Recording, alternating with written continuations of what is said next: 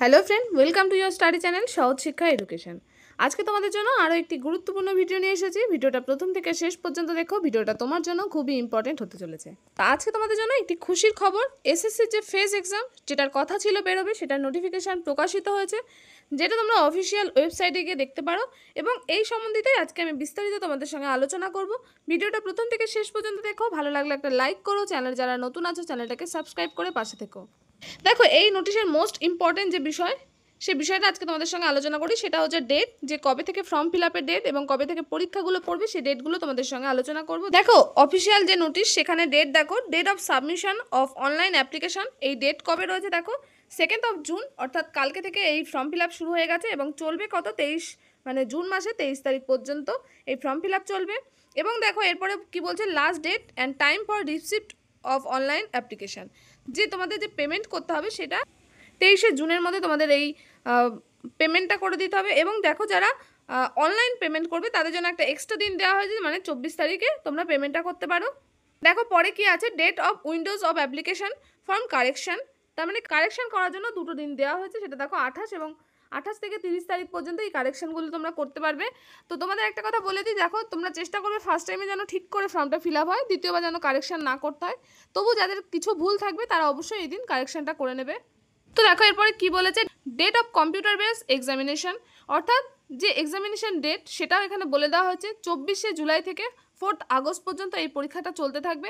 যদিও এটা টেন্টেটিভ বলা হয়েছে, কিন্তু তোমরা এই ডেট ধরেই চলতে থাকো যে এই ডেটেই তোমাদের এক্সাম হবে এবং তার জন্যই প্রিপারেশনটা নিতে থাকো। এবং পরে দেখো একটা হেল্পলাইন নাম্বার দিয়েছে, তোমাদের কোনো রকম অসুবিধা হলে এই হেল্পলাইন নাম্বারে তোমরা কল করতে পারো। এরপরে দেখো এখানে এজ লিমিট বলে দেওয়া হয়েছে। এজ লিমিট কত দেখো, 18 থেকে 25, 18 থেকে 27, 18 থেকে 28, 18 থেকে 30, 18 থেকে 35, 18 থেকে 37, 18 থেকে 42, 20 থেকে 25, 21 থেকে 25, 21 থেকে 27, 21 থেকে 28, 21 থেকে 30, 25 থেকে 30, এই সমস্ত বয়সের যারা ক্যান্ডিডেট রয়েছে তারা সকলে এখানে অ্যাপ্লাই করতে পারবে। এবং দেখো এখানে ক্যাটাগরি ওয়াইজ যে এজ রিল্যাক্সেশন সেটা তোমরা অবশ্যই পাবে, যে এসসিরা 5 বছর, ওবিসিরা 3 বছর, যারা পিডব্লিউবিডি আছে তারা 10 বছর। তো এরকমভাবে দেখো তোমরা এখানে দেখে নিতে পারো যে কারা কতদিন পর্যন্ত এজ লিমিটে ছাড় পেতে পারো। এখানে দেখো 2400 প্লাস ভ্যাকেন্সি আছে, কিন্তু দেখো তোমরা এই 2400 প্লাস ভ্যাকেন্সি বলে কম কিছু ভেবে যে ফর্ম ফিল আপ করবো না এরকম করো না, কারণ এখানে অনেক ধরনের পোস্ট রয়েছে, সব কিছুরই এখানে নিয়োগ হবে। তো তৈরি হয়ে যাও। এক্সামিনেশন প্যাটার্নটা একবার দেখে নাও। এখানে general intelligence, general awareness, quantitative aptitude এবং ইংলিশ ল্যাঙ্গুয়েজ, এই 4টে সাবজেক্টে তোমাদের পরীক্ষা হবে। এখানে 25টা করে কোশ্চেন থাকবে এবং 2 নাম্বার করে এক একটা কোশ্চেনের নাম্বার থাকবে, যেটা 60 মিনিট এই পরীক্ষাটা হবে। দেখো এখানে নেগেটিভ আছে, নেগেটিভ দেখো কত করে বলছে, দেখো 0.50। কোশ্চেন ল্যাঙ্গুয়েজ হিন্দি এবং ইংলিশে অনলি হবে। দেখো পরীক্ষাটা একটা শিফটেও হতে পারে, আবার মাল্টিপল শিফটেও হতে পারে, তো সে বিষয়ে এখনও বিস্তারিত জানা যায়নি। এ বিষয়ে জানা গেলে তোমরা অবশ্যই জানতে পারবে। দেখো এখানে আরেকটা ইম্পর্টেন্ট কথা তোমাদের বলে দিই, দেখো যারা পুরনো ওয়েবসাইটে পরীক্ষা দিয়েছো তাদের রেজিস্ট্রেশন নতুন করে করতে হবে, মানে ওটিআর যেটাকে বলা হচ্ছে, সেটা হচ্ছে ওয়ান টাইম রেজিস্ট্রেশন, তাদের আবার করতে হবে। এবং যারা নতুন ওয়েবসাইটে পরীক্ষা দিয়েছো, অর্থাৎ আগের বার পরীক্ষা দিয়েছো, তোমাদের আর নতুন করে ওটিআর করতে হবে না। এবং যারা নতুন করে ওটিআর করবে তাদের জন্য একটা কথা বলা হচ্ছে যে এখানে দেখো আধার বেস্ট করে নিও, তাহলে এই ওটিআর করতে তোমাদের একটু সুবিধা হবে। এবং এরপর দেখো, যদি তোমাদের ওটিআর করা থাকে তাহলে মাই এসএসসি অ্যাপ যেটা, সেটা থেকে তোমরা মোবাইল থেকেই অ্যাপ্লাই করতে পারবে, খুব সহজে অ্যাপ্লাই করতে পারবে। তার আগে তোমাদের এই ওটিআরটা করে নিতে হবে।